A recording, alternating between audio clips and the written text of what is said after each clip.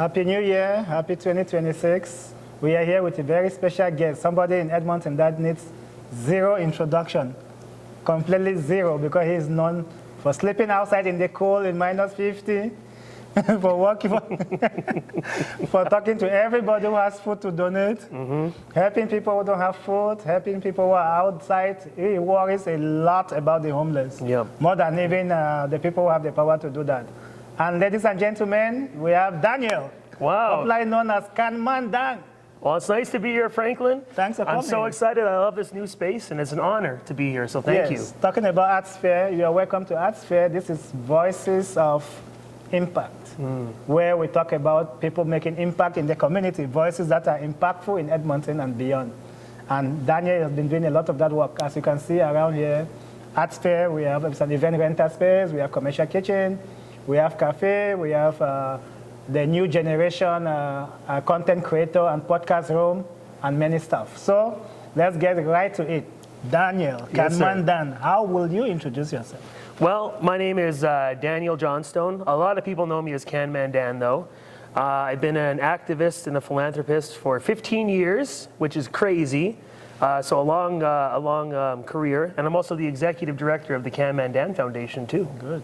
So talking about Can-Man Dan, how did that name came from? Somebody was like, what name is that? Yeah, well, because when I first started my career, I would go door to door around my neighborhood collecting bags full of food for the food bank or soup kitchens or homeless shelters.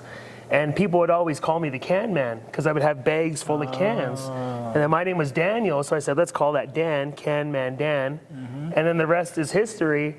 And I thought it was so cute and I loved it until I hit about 30, 32. 35, and then I started to hate the name because no one remembers it. They're like Dan Man Can or something like this, and but you know what? It's stuck all these years, so I'm just going to own it. So fine, I'll call it the right way, Can-Man Dan. That's neat. So what organization are you representing, and what does your organization do? Yes, so I represent the Can-Man Dan Foundation. I'm the executive director. We've been in operation since about 2018, I believe. So we have quite a storied history here. We did a lot of work during COVID. We've done a lot of work with the homeless this year as well. And it's just been, every year we seem to get a little bit larger and help a little bit more people. So it's been one heck of a ride. Good, beautiful, good work. 2025 just passed, and you've been so active in 2025, still going strong, even stronger in 2026. Let's talk a bit about some of the stuff that you guys did in 2025. Yes, so it was a busy year, not only for me as an activist, for my foundation as well.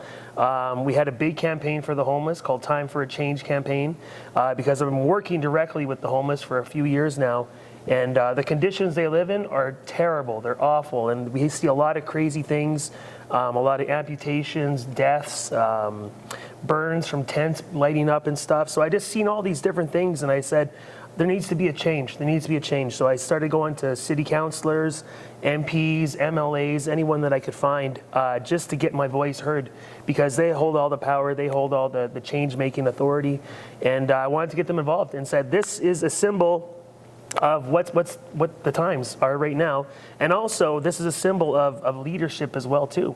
And I think that's one thing that we're missing. That's what I was very open and very honest with all these politicians who are very graceful to see me, but I said there needs to be a change. And so now we have great people like Mary Knack who are doing fantastic. We have David Shepard, so many voices who have listened to me, made me feel validated, and are making change. So someone's finally listening. It feels great. Beautiful. And we have over 5,000 homeless people in Edmonton right now, which is heartbreaking. And so let's hope, I don't know, I'm being optimistic, but I'm hoping in the next 10 years we can cut that in half, because there needs to be change right now. And then on top of that, I just did my campouts for the Edmonton Food Bank and Sans Anonymous. In 10 days, we raised 60,000 pounds of food, $50,000 in toys for Sans Anonymous, and we did that in 10 days, which is crazy. And then, of course, we did my back to school event. We helped 2,000 kids, low income, go back to school with everything they need. And just more examples like that. I've just been so out and about that it's been incredible, and it is a lot of work.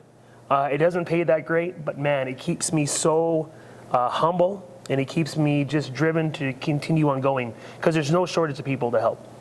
So I see that a pet in minus 30 in winter gets more attention than a homeless person. But Daniel doesn't pass by without getting worried about people out there in the cold in winter. Yeah. Why most other people don't seem to care as much as you do. Why are you so passionate about homeless people and the underprivileged and the needy in our society? Why is that so much a burden to you? Well, actually, conscience?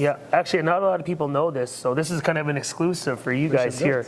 My family dealt with homelessness, so there's been periods of our life where we had no home. My father abandoned us at an early age, so not only were we grew up in poverty, but we actually dealt with homelessness, and I'll never forget that as a child, because it's scary when we're walking the streets and we don't know where we're going to lay our head down. And thankfully, we had governments who would help us back then and stuff, get us through it. But also, with my current work with the homeless people, I get to know them.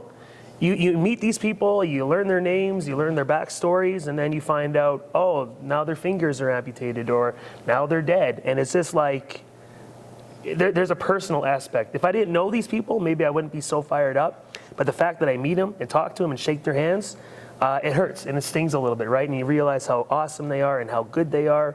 Because a lot of these homeless people have such a bad reputation. Unwarranted, in my opinion, because some of these are the sweetest people who have backgrounds just like you and I, who have fallen on hard times.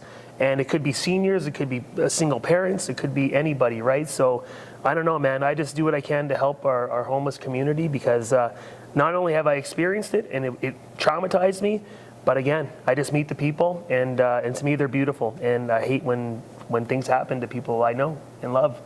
And talking about that, most people might be very close to homelessness than they think, right? It might just be loss of a job or loss of income, and anybody can land there. Yep, exactly. Because, like I said, 5,000 homeless in Edmonton right now. You go to the shelter that I work out of, which is called the Refuge Mission Hall. Great shelter.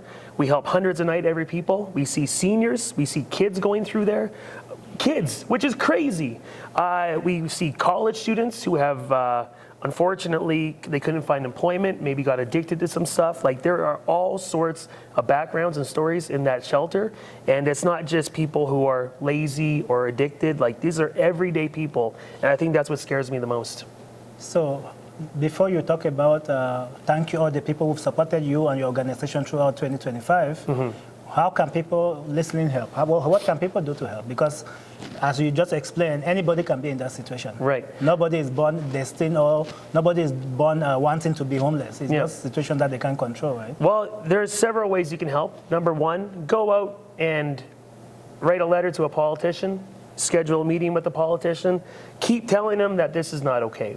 Because, again, they're the ones who hold all the power. If it was me who could flick a switch and make things better, I would. But unfortunately, I'm just a normal guy, right? So reach out to a politician. That's probably one of the best ways. Number two, just start doing something on your own. Start a fundraiser, organize a group, start volunteering downtown at one of the shelters, because we never have enough volunteers. And number three, like, just...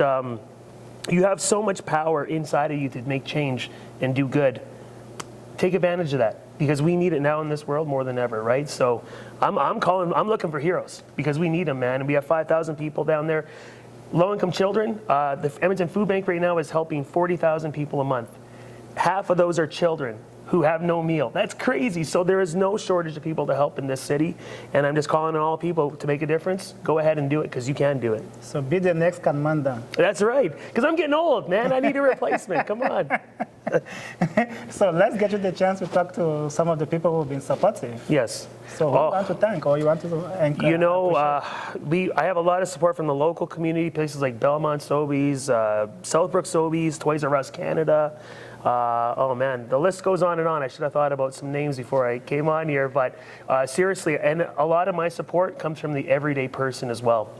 We get no government grants, we get no support from any body of government, so a lot of the people who support me are the grassroots giver. They're the people who live in the city, people who have known me for 15 years, the businesses, and all my support is local. So if you ever supported me, thank you, because man, you guys are heroes too, in my opinion. Well, Edmonton has wonderful people, and I'm happy that you are really getting the good side of that niceness of Edmonton. Yeah. Oh, no Bowl RV, that's another one.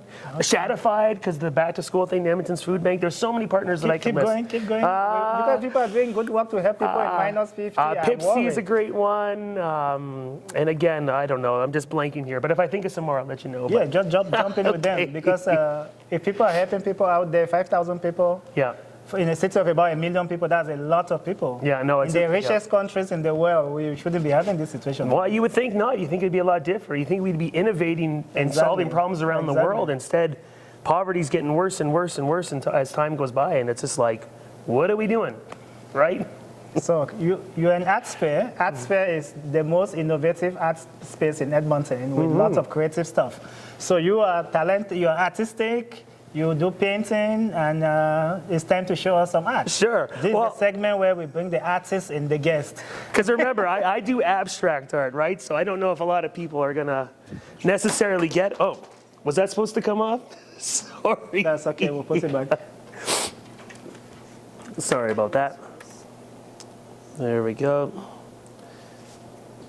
Yeah. It's live TV, stuff happens, right? It's a magnet, so your magnets at the back. Oh, there we go. Yep. Okay, so we have the program. Let's escape out of that. Is it touchscreen? Yes, it is. This one, yes, exactly. So here we go. We got Canadian flag. So what I like to do when I'm painting, because actually my mother-in-law is a painter by trade, fariart.com. She does great work. So she's been teaching me a lot of this stuff. And normally when I go out and paint, it's nature, things that are easy to draw because I'm just very beginner. But I like to do like a lot of like, I don't know, weird stuff. So like maybe you would see something like that. Maybe we'd add some lines here. And look at this, ArtSphere, I love it. That actually looks maybe not great. Hold on, there we go. And then you can clear it, hold on. So again, a big part of what I do is just random. So sometimes I draw random shapes, and at the end of the day, they just kind of come together, right? So that's artistic, so you're good. Oh, well, thanks. And again, I wouldn't consider myself an artist, but for all intents and purposes of this show, yeah, now the artist in you. That's what ArtSphere is about. Yeah, and look, see, look, something like that, you just press random buttons, but that looks cool to me.